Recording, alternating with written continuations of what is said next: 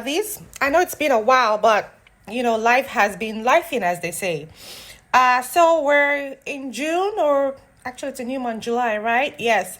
Diving season is officially over. So I thought I would show you kind of what the back end of a diving trip looks like. Part of what they teach you when you become a certified diver is how to assemble your kit. This is kind of like the back place of the scuba school. So here I am.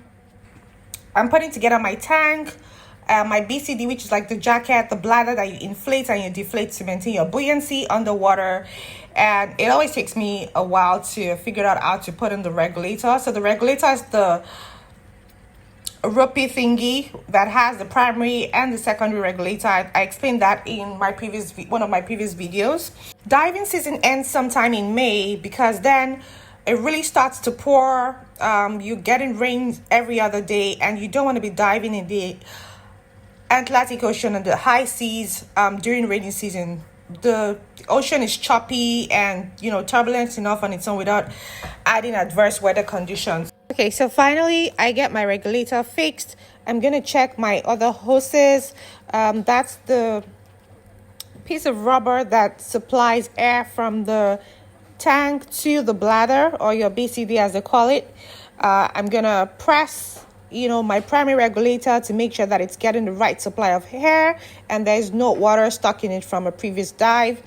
And you can see my other dive colleagues, they're also assembling their gear, they're putting their kit together and everything.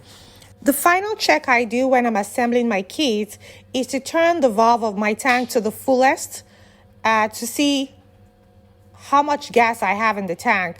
So typically we got with about 200 psi to 250 psi.